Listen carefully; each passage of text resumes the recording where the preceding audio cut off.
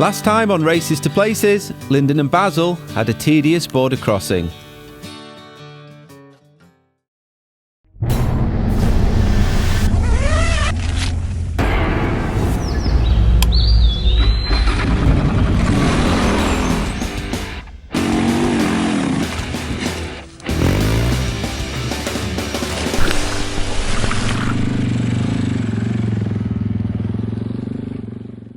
So some of you will know that I recently fitted a front mousse in my bike because I was getting lots of punctures, and that's one of the reasons that I broke my hand when I fell down after getting a puncture on the front. I'm really glad I had a mousse in for Ethiopia because the terrain was really sharp and aggressive, and I just want to show you something because none of the other systems, tubeless, slime would have survived this, but the mousse did. This is my Michelin Anarchy Wild with a M16 Desert front mousse in from Michelin. But check this out. It's cuts like this that go right down to the mousse. The tube would escape through that gap.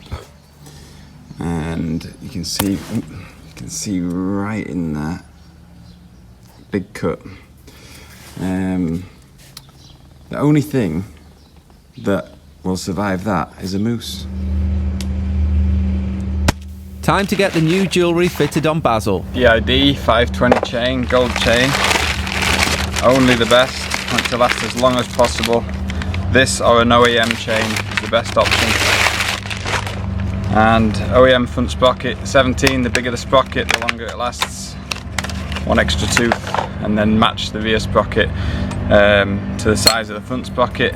But we're not going to change the rear sprocket because that's got a DDC Racing heavy duty steel sprocket on, and that lasts about three of these chains.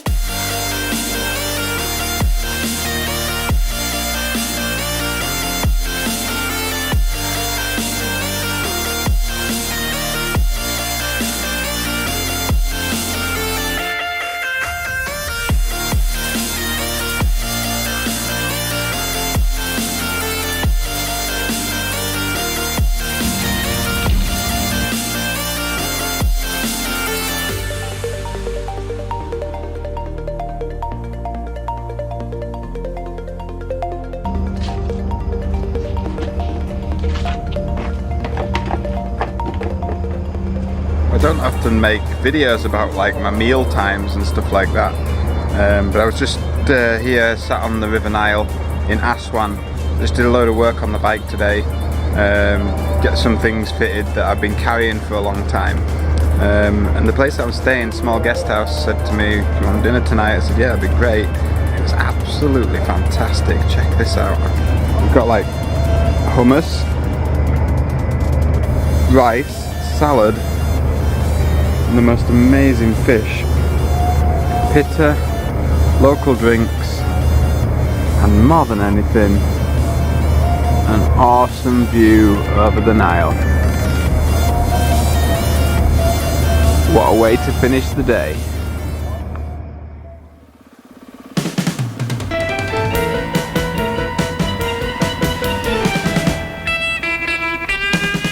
Nice fruit stalls.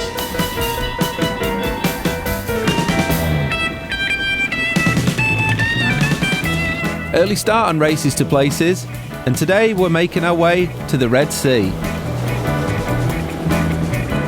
So this is my first checkpoint, police checkpoint, where I've actually been stopped, and they've taken my passport inside. I don't know what they want.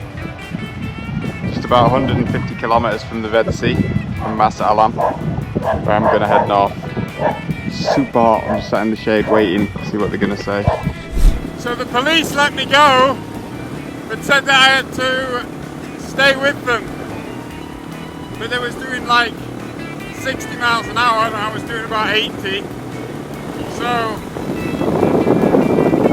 inevitably I lost them. Oops!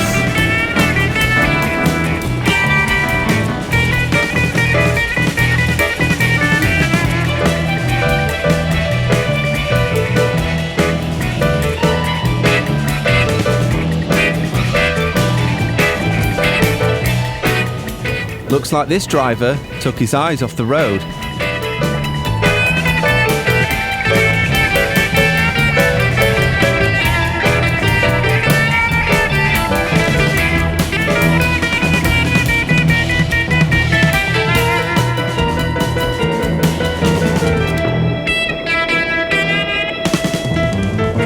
Here we catch our first glimpse of the Red Sea, and isn't it beautiful?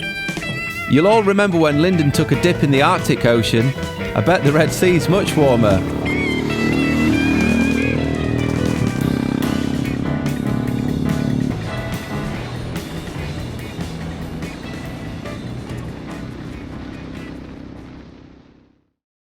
Well, the temperatures in the centre of Egypt were super hot this morning, and I noticed that over at the Red Sea, instead of being 45 degrees, it was down to like 35 degrees. So I decided to head over to Mar Salam, straight across the desert, and then hook it north to Hurghada. And that's where I am now. I've just hit the Red Sea. It's my first sighting of the Red Sea.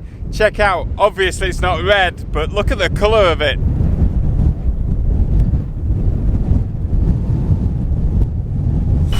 Just to show you how the other side of Egypt lives, when you're not at the tourist attractions,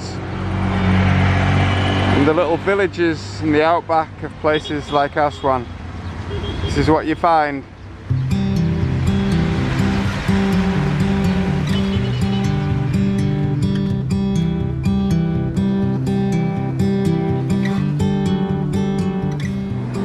Something chewed my foot.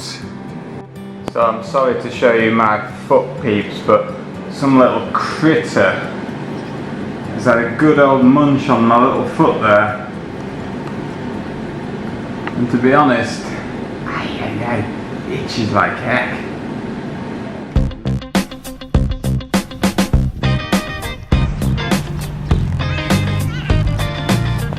Well, here we are at the Red Sea, and we've just arrived after riding all the way from the south up the coastline here of the Red Sea. And after a 750 kilometre blistering day today, over 45 degrees Celsius, it's super nice to arrive here just before sunset, and it wouldn't be complete without a swim. So without further ado, I say we get in there.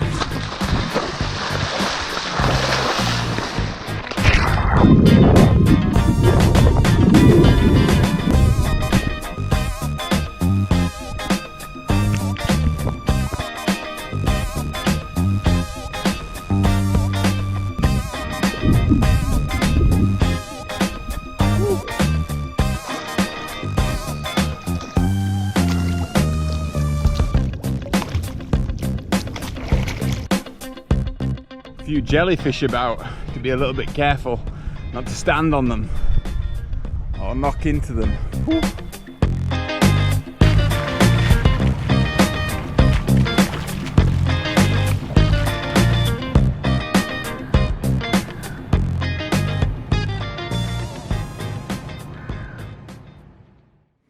Well, goodbye Hurghada.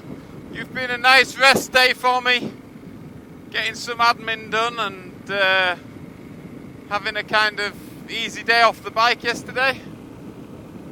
But it's now time to hit the road. It's 6 o'clock in the morning. Today's destination, Luxor. I'm gonna go and see, maybe go and see the temple, I haven't decided yet, but spend the night in Luxor before heading west into the desert. Nothing like a morning for a good little wheelie.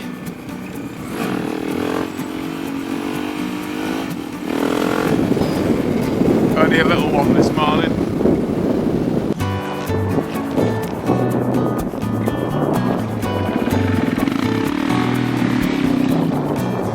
Look both ways before heading back onto the highway, as you can never be too sure with the traffic here in Africa.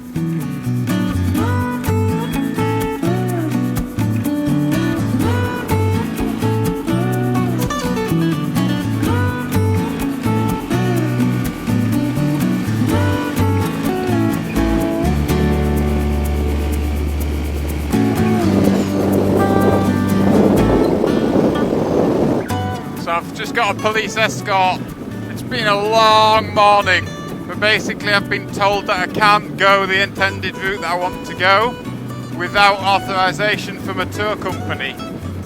So now they're taking me to a tour company. No idea what this is going to cost. Difficult one this morning. I set off to go to Luxor from Hurghada, and within 10 kilometers I got stopped by the police, and after being passed from about 10 different officers, the bottom line is that they told me that I cannot do the intended route, which was Luxor and then across to the Black Desert and White Desert and then back to Giza, and that I needed some kind of permit from a tour company.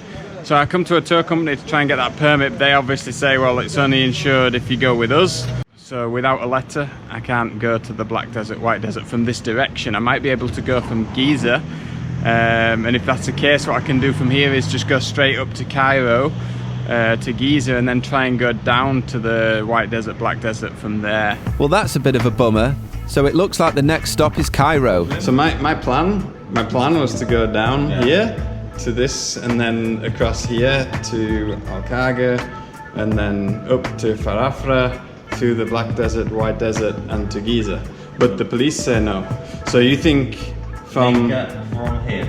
So from Hurghada to Giza is no problem? No problem, yes. And from Giza to Farafra, no problem? Yes. The guy is going to come with me to the tourist police and try and explain, and then maybe take me to the checkpoint and get me through so that I can go to Luxor and then across to Farafra and up to Giza that way. So just a quick update. The only thing the police would let me do is go straight to Cairo. So I'm heading straight for Cairo right now.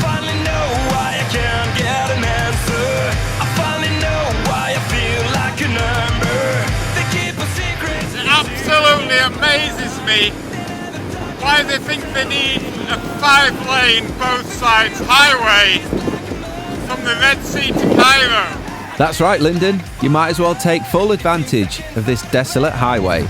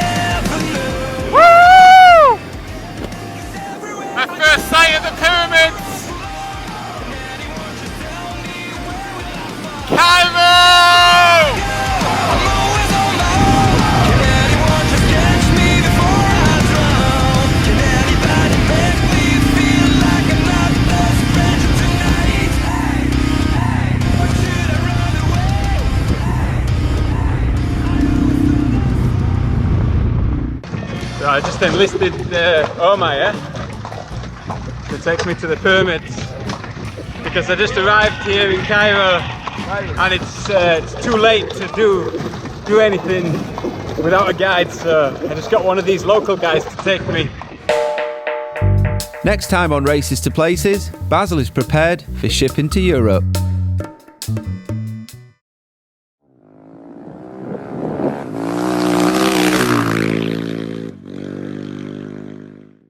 Hi everyone, thanks so much for watching Races to Places. Please check out the link to my Patreon page below where you can find special features and pre-released episodes of Races to Places. I look forward to your messages and comments on there.